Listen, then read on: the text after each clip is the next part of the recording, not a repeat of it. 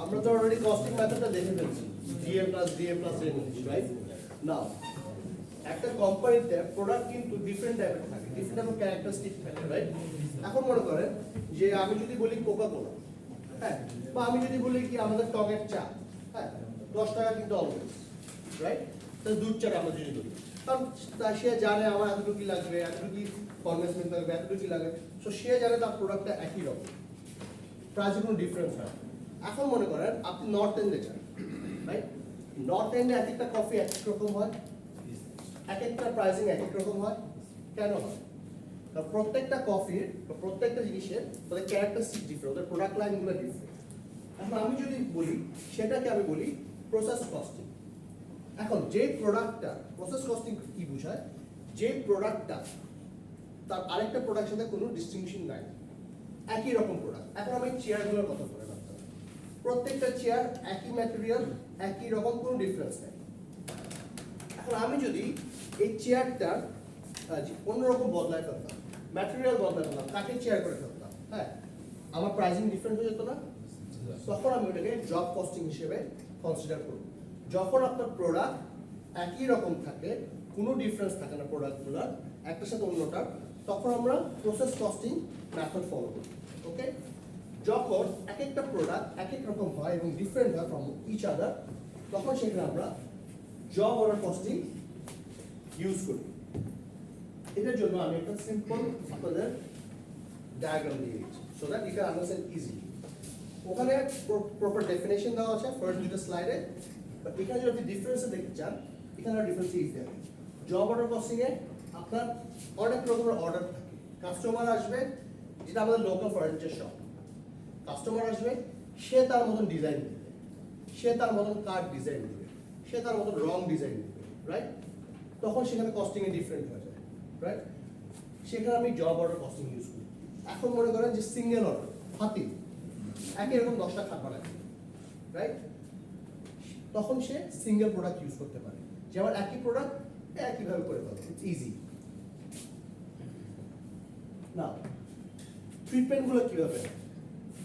Job order costing বা এই chapter is only আবার জব অর্ডার কস্টিং, আমরা প্রসেস কস্টিংটা অন্য চ্যাপ্টারে দেখছি। না, জব অর্ডার কস্টিং এ কি হয়? যে আমার অ্যালোকেশন, আমার ডিরেক্ট ম্যাটেরিয়ালস এবং ডিরেক্ট লেবারের অ্যালোকেশন কিভাবে করব, আমি জব ওয়াইজ করি। এখন মনে করেন যে এই সোফাটা আমার কাছে আসলো, অর্ডার আসলো, আমি এই সোফার জন্য কি কি ম্যাটেরিয়ালস ইউজ করবো সেটা আমি আমার স্টক থেকে বের করবো based on the job description, ঠিক আছে? একবারে না, ওই অর্ডারটার এগেইনস্টে, যে এই অর্ডারটার এগেইনস্টে আমরা একটা জব শিট দেখবো নেক্সট স্লাইডে, সেখানে দেখলে আর ক্লিয়ার হয়েছে। এই অর্ডারটার এগেইনস্টে আমি আমার ম্যাটেরিয়াল এবং আমার লেবারটা বের করব, ঠিক আছে, based on that particular job. কিন্তু ম্যানুফ্যাকচারিং ওভারহেডের ক্ষেত্রে আমরা কি করব? ম্যানুফ্যাকচারিং ওভারহেডটা আমি কিভাবে ডিস্ট্রিবিউট করব? এখন আমার সিকিউরিটি গার্ডের বেতন, সেটা আমি কিভাবে ডিস্ট্রিবিউট করব? আমি তো সিঙ্গেল প্রোডাক্ট উপর ডিস্ট্রিবিউট করতে পারবো না, কারণ আমার সিকিউরিটি গার্ড সবগুলো প্রোডাক্টকে সে সিকিউরিটি দিচ্ছে। বা আমার ক্লিনিং ম্যাটেরিয়ালস, আমার ক্লিনিং স্টাফ, তাদের স্যালারিটা আমি কিভাবে ডিস্ট্রিবিউট করব? সেটা কিভাবে ডিস্ট্রিবিউট করবো আমরা একটু পরে দেখছি। সেটা একটা পিওএইচআর, আমরা একটা বলি প্রি ডিটারমাইন্ড ওভারহেড রেট, হ্যাঁ, সেটা আমি আপনাদের একটু পর ক্যালকুলেশনটা দেখাচ্ছি। না, ফার্স্ট আমরা দেখি আমি ম্যাটেরিয়ালস এবং লেবারটা কিভাবে ডিস্ট্রিবিউট করবো। ভেরি স্ট্রেট ফরওয়ার্ড, কোনো কমপ্লিকেশনস নেই, ঠিক আছে? এখন আমার কাছে একটা অর্ডার আসলো, এটা একটু ট্রেডিশনাল জব শিট, তাও আমি একটু এক্সাম্পল দেখাই আপনাদের। সবাই তো কেউ কি কোনো ম্যানুফ্যাকচারিং কোম্পানিতে আছেন? কেউ এখানে কোনো ম্যানুফ্যাকচারিং ফার্মের সাথে ইনভলভ? মানে গার্মেন্টস হতে পারে বা ওষুধ কোম্পানি হতে পারে, it can be a manufacturing garments. কোন গার্মেন্টস আছে স্যার? আচ্ছা, এখন মনে করেন আপনি কি ডেনিম বানান? জি স্যার। এখন মনে করেন যে আপনাদের জন্য অর্ডার আসে, হ্যাঁ, একটা স্পেসিফিক অর্ডার আসে। এখন এক একটা ডেনিমটা এক এক রকম হয়, ওয়াশিং এর ব্যাপার থাকে, জিপারের হিসাব থাকে, বাটনসের হিসাব থাকে, রাইট? এখন আপনার কাছে একটা পার্টিকুলার ডেনিমের অর্ডার আসে, রাইট?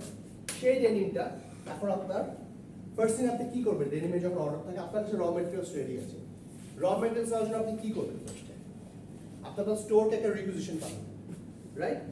যে against this is going to be my requisition form যে আমার এই জবের আন্ডারে আন্ডার দিস জব অর্ডার আমার এই রিকুইজিশনটা যাচ্ছে, ঠিক আছে? যে আমার এই প্রোডাক্টটা বানাতে আমার 12 সে ফরএভার র ম্যাটেরিয়ালস ইজ এত কোয়ান্টিটি লাগছে, এবং সে তো জানে এই কোয়ান্টিটির দাম। স্যার স্লাইডে আছে সব, চিন্তা করেন না, স্লাইডে আছে সব, কষ্ট করে ছবি তুলতে হবে। এখন এই অর্ডারের এগেইনস্টে আমরা তো জানি এই র ম্যাটেরিয়ালসের প্রাইস কত টাকা দিয়ে কিনেছি, রাইট? মানে আমার স্টোরে আসার জন্য কত টাকা আমি খরচ করেছি সেটা তো আমি জানি। এটা কিন্তু জাস্ট প্রাইস অফ দ্য র ম্যাটেরিয়ালস। আমি র ম্যাটেরিয়ালস নিয়ে নিলাম, আমি জানি আমার 116 টাকা $16 র ম্যাটেরিয়ালস লাগবে, আমি সেটা ট্রান্সফার করে নিয়ে নিলাম আমার জব শিটে। ওকে, র ম্যাটেরিয়ালস পার্টটা শেষ। ওকে, জব শিটে দেখলাম এই রিকুইজিশন আমরা $116 রিকুইজিশন আনলাম, রাইট? নেক্সট হচ্ছে এখন যে লেবারের কথা বলি, আমি তো স্পেসিফিক লেবার নিব, রাইট? যে এই ডেনিমটার জন্য আমি ধরে নিলাম সে ফর এক্সাম্পল গ্যাপের ডেনিম। হ্যাঁ, আমি ধরলাম যে এই লেবারগুলো আমার গ্যাপের ডেনিম বানাতে দেয়ার এক্সপিরিয়েন্স, তাই বললাম এই 5 জনকে আমাকে দাও। অলদো এখন এত রিকুইজিশন হয় না, আমি বলতে পারি যে এই 8 জন, সরি এই কাজটা শেষ হতে আমার 8 ঘন্টা সময় লাগবে। ওকে, অন অ্যান অ্যাভারেজ আমি ধরলাম 8 ঘন্টা আমার পার এমপ্লয় আমি $11 খরচ করি। সো আমি বুঝে যাই যে আমার জব শিটে আমার এসে বললো যে 88 টাকা আমার টোটাল গেল, direct labour direct material. Very simple, right? Straight forward. Sir একটু থাকতে হবে, ঠিক আছে? ডিরেক্ট লেবার ডিরেক্ট ম্যাটেরিয়ালস, হ্যাঁ, ভেরি স্ট্রেট ফরওয়ার্ড। নাও এই জিনিসটা বুঝতে কোনো ডিফিকাল্ট কিছু না। প্রবলেম অ্যারাইজ যখন আমি আমার ম্যানুফ্যাকচারিং ওভারহেডটা ক্যালকুলেট করব। এখন কাস্টমার আমার কাছে যখন আসবে আমাকে তার প্রাইসিংটা দিতে হবে। তাকে আমি বলবো ভাই আমি বানাইনি, আমি 1 বছর পর আপনার প্রাইসটা দিব না, দেখি এই বছর আমার ম্যানুফ্যাকচারিং ওভার, আমার ইলেকট্রিসিটি বিল কত আসে, আমার কয়টা সিকিউরিটি গার্ড লাগে, সেভাবে আমি হিসাব করবো, বলতে পারবো না। তো আমার আগের থেকে ডিটারমাইন করতে হবে যে আমার ম্যানুফ্যাকচারিং ওভারহেড কি আসবে। কাস্টমার যখন আসে তখন আমি এটাকে অন দ্য স্পট ক্যালকুলেট করে দিতে পারবো, কিন্তু এটাকে আমি ক্যালকুলেট করবো। এখন আমি কেমন জানি আমার ইলেকট্রিসিটি খরচ কত আসবে? এখন মনে করেন এখন ফ্যাক্টরিগুলোতে ইলেকট্রিসিটি পাই না আমরা, অনেক টাইম ইলেকট্রিসিটি আসে না, তখন আমার জেনারেটর দিয়ে চালাতে হবে। তো আমি কীভাবে বুঝবো আমার কত লিটার জেনারেটর লাগবে? এখন কেমন বুঝবো কতক্ষণে কারেন্ট যাবে, তাই না? একটা এস্টিমেশন করতে হয়। এর জন্য এইচআর কে মেজার করবে, এইচআর কে মেজার করবে। আহারে, ঠিক আছে। এখন আমি আপনার একটা বলি, আমরা একটা অ্যালোকেশন বেস বলি, সরি সাপ্লাই চেইন বেশি। আমরা একটা supply chain is a very good subject to be honest. আমি এখন বলি সাপ্লাই চেইন আসলে বাংলাদেশে রেডি এমপ্লয় নাই, আমার রেডি মার্কেট নাই এমপ্লয়। সাপ্লাই চেইন আর ইসলামিক ব্যাংক দিস টু, আর আপনি কিন্তু গ্র্যাজুয়েট পাবেন না ইসলামিক ব্যাংকিং, যে জানে ইসলামিক ব্যাংক, সবাই কাজ করে করে শিখছে ইসলামিক ব্যাংকিং। আচ্ছা, এখন ম্যানুফ্যাকচারিং ওভারহেডকে আমি ডিস্ট্রিবিউট করার জন্য আমি একটা অ্যালোকেশন বেস দেব। অ্যালোকেশন বেস বলে তো, অ্যালোকেশন বেস মানেটা কি? একজন যে কোনো একটা ভ্যারিয়েবলকে, সেটা ডিরেক্ট লেবার হতে পারে, সেটা আপনার লেবার ডলার হতে পারে, বা লেবার আওয়ার হতে পারে, মেশিন আওয়ার হতে পারে, সেটাকে আমি অ্যাজ আ কি বলে বেস ধরি যে এইটার এগেইনস্টে আমি ভাগ করবো। এবং কি ভাগ করবো সেটা আমি কি দেখাই। আমি একটা প্রি ডিটারমাইন্ড ওভারহেড বলি, সেটাকে আমি বলি, একটা জিজ্ঞেস করলাম না এইচআর কে করবে, প্রিও HR. Also it says POHR, I will say POHR. This says predetermined overhead rate. Now, যখন আমি বলি predetermined মানে কি? এই ওয়ার্ডটার মানে কি? predetermined পূর্বনির্ধারিত, অথবা আমরা অন্য ভাষায় বলতে পারি বাজেট, রাইট? একটা বাজেট ধরতে পারি, অথবা এস্টিমেট। না, predetermined overhead rate আপনি কিভাবে বুঝবেন? এটা ক্যালকুলেশন করবেন কিভাবে? ফার্স্ট নিচেরটা দেখেন না, উপরটা দেখেন। অনেক কথা, ঠিক আছে? এখানে এত কথা কিছু দেখা দরকার না, জাস্ট এইটা সিম্পল একটা হচ্ছে আপনার বাজেটেড এমওএইচ ডিভাইড বাই হবে আপনার অ্যালোকেশন বেস, যেটা আমি বলবো, ঠিক আছে? Budgeted allocation base actually base budgeted. ঠিক আছে, এটা এত কথার সিম্পল কথা হলো এইটা না। বাজেটের বলতে আমি কি বুঝে, এখন মনে করেন সেই বাজেটটা আপনারা কিভাবে ধরেন, বাজেট কিভাবে ধরেন আপনারা? বাসা বাড়ি নিজের বাসার বাজেট করেন? কেউ করেন? এখন এখনকার সময় নিজেদের বাসার বাজেট করতে হয়, প্রতি মাসেই তো বাজেট করতে হয়। হ্যাঁ, একটা বাজেট করতে হয় না? কিভাবে বাজেটটা করেন? খাত ওয়াইজ করেন, অথবা আমি একটু অলস টাইপের মানুষ, হ্যাঁ, আমি বলি আগের মাসে আমি এত টাকা খরচ করছি, ধরে নিয়ে এই মাসে আমার বেশি খরচ হতে পারে, একটু আমি 10% বাড়াই রাখি বা একটু বাড়াই রাখি। আপনার স্যার ইনকাম সোর্স না থাকলে বাড়াবেন কিভাবে? না না, আমি ওভাবেই ধরি যে আমার ইনকাম সোর্স, আমি তো এখন আমি মনে করেন কামাই 1 লাখ, আমি তো 2 লাখ টাকা বাজেট করবো। আমি ধরে মনে করেন যে ঠিক আছে আমার লাস্ট 6 মাসের খরচ হচ্ছে 70,000 টাকা, হ্যাঁ, এই মাসে আমার মেয়ের বার্থডে আছে, ঠিক আছে এখন পার্টি দিতে হবে, 80,000 টাকা খরচ হবে, ওভাবে তাকে ভ্যারিয়েবলস গুলো ক্যালকুলেশন করি। এখন ধরে নেন আমি একটু মুসলাম, হ্যাঁ, এখন ধরেন কোম্পানিরা কি করে, আমি তো এখন মনে করেন আমি 2023 সাল, হ্যাঁ, আমি তো জানি আমার 2019 সাল, 2020 সাল, 21 সাল এবং 22 সাল আমার খরচ কত ছিল, রাইট? সেটা তো আমি জানি। ধরেন প্রতি বছর আমি দেখলাম যে 10% করে বাড়তেছে। তো লাস্ট ইয়ার আমার ছিল সে for example budget overhead 1 lakh টাকা বছরে, সে ধরে নিলাম 1 লাখ টাকা আমার ওভারহেড ছিল। আমি দেখলাম যে ঠিক আছে, আমি ক্যালকুলেশন করলাম যে ঠিক আছে এই বছরে আমার অর্ডার বেশি আসবে, হ্যাঁ, আমার কোম্পানি বড় হচ্ছে, আমার অর্ডার বেশি আসবে, হতে পারে আমার তেলের খরচ বেড়ে গেছে, হ্যাঁ, সব কিছু দেখলাম। আমি বললাম যে এবার 10% বাড়বে না, মোস্ট প্রবাবলি এবার আমার বেড়ে 20% বাড়তে পারে। আমি ধরে নিলাম যে আমার 2023 সালে আমার ম্যানুফ্যাকচারিং ওভারহেড গিয়ে দাঁড়াবে 1,20,000 বাজেটে, কিন্তু এখানে কোনো ক্যালকুলেশন নেই, ঠিক আছে, এটা আমি চিন্তা করি না, 1,20,000 আমার বাজেট হয়ে গেল। এতটুকু বুঝছেন? আপনার নিউমারেটরটা আপনি বের করে ফেলবেন, তার মানে ঠিক আছে, আপনার যে বাজেটের ওভারহেড সেটা আপনি বের করে ফেলবেন। এখন অ্যালোকেশন বেসটা কিভাবে ধরবেন, এটা কোম্পানির উপর ডিপেন্ড করে, যে অ্যাকাউন্টে তার এক্সপিরিয়েন্স, তার যোগ্যতার উপর ডিপেন্ড করে সে কিভাবে এই অ্যালোকেশন বেসটা ধরবে। এখন মনে করেন আপনি বলতে পারেন যে আমার company is a machine based company, আমি মেশিন আওয়ারের উপর করবো, বা অনেকে বলতে পারেন আমার company is a labour based company, আমি লেবার আওয়ারের উপর করবো। এখন আমি ফর এক্সাম্পল লেবার আওয়ারটা আপনি আবার সেটা বাজেটেড করবেন। একইভাবে আপনি দেখলেন যে প্রতি বছর আপনার লেবার আওয়ার সে 15% করে বাড়ছে, ঠিক আছে, মনে করেন এই বছর আপনার লেবার আওয়ার গিয়ে দাঁড়ালো সে 80,000 আওয়ার, ওকে, 80,000 ছিল আপনার লাস্ট ইয়ার। আপনি বললেন যে ঠিক আছে মোস্ট প্রবাবলি আমার তাহলে 20% বাড়বে, ধরে নিলাম 20% বাড়বে আমার লেবার আওয়ার, এবার তার মানে লেবার আওয়ার যখন 20% বাড়বে তাহলে কতটুকু গিয়ে দাঁড়াবে? 96,000, রাইট? তখন আমি কি করব, 1,20,000 কে 96,000 দিয়ে ডিভাইড করব। কত আসে স্যার একটু দেখেন তো, এটা বিচ্ছিরি ফিগার আসবে।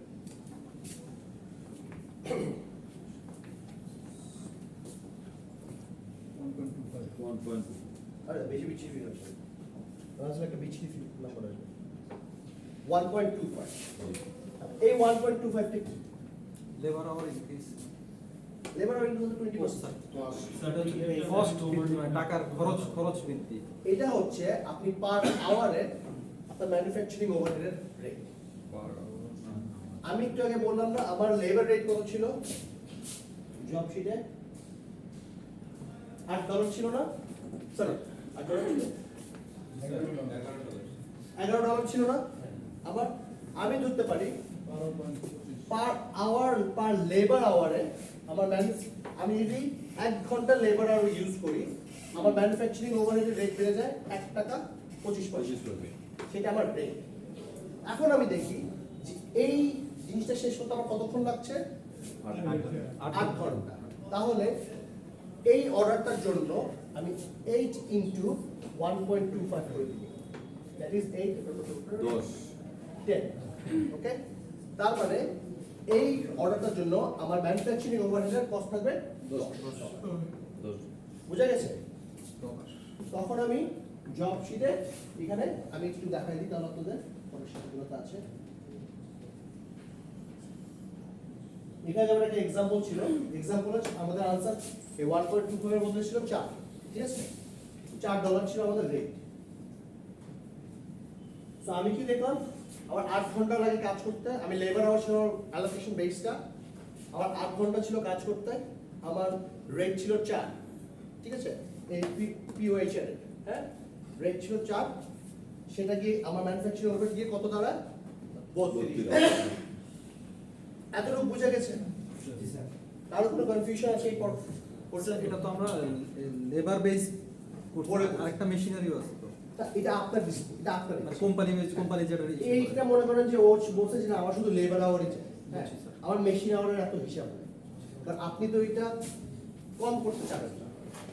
আপনি মনে করেন এখন মেশিন চালান আপনি কতক্ষণ, পরে মেশিন চালান আপনি মাত্র 20 মিনিট, হ্যাঁ, আপনার রেট কমে গেল না, তখন রেট কমে গেলে তো লস হবে। আপনি বলেন যে আমি ম্যাক্সিমাম কাজ আমার লেবাররা করে, মেশিন কাজ প্রিন্টিং করি, কিছু ছাপাই টাপাই, মেশিনে এত কাজ দেয় না, বুঝতে পারছি। এর জন্য সে machine hour, sorry labour hour দিচ্ছে। এখন আপনার মেশিনের কাজ হবে, তখন মেশিনের কাজ যখন যদি বেশি হয় আপনার ইলেকট্রিসিটি বিল বেড়ে যাবে না?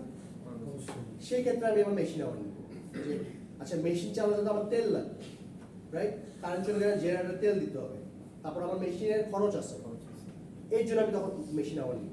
লেবারের কারেন্ট না যায়, ডাজন্ট ম্যাটার, লেবার মতো কাজ করে দিতে হবে, সেই জন্য আমি আমার লেবার। এটা আসলে কোম্পানির উপর ডিপেন্ড করে, কোম্পানি কোনটাকে অ্যালোকেশন বেস করতেছে। It's on companies decision. Company এটাকে সেলস হিসাবে নিতে পারে।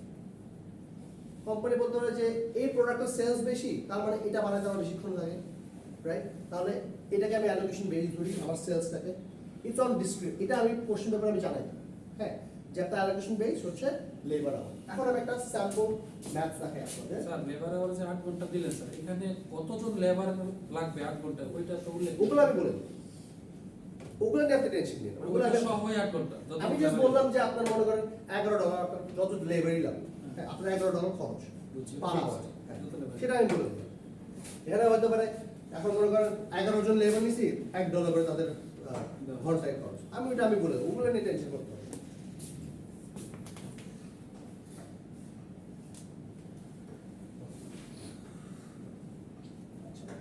এই ম্যাথটা একটু সলভ করে, তাহলে এই প্রবলেমটা এটাই লাস্ট, আমি জার্নাল এন্ট্রির কাছে যাচ্ছি না, এটা একটু আপনারা সলভ করেন, তাহলে it will be easier for you এই জিনিসটা বুঝুন।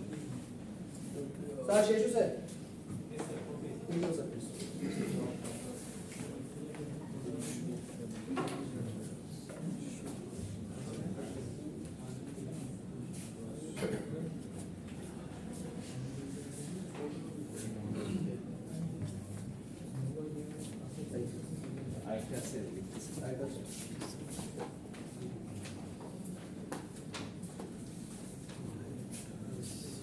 Solve for it, please.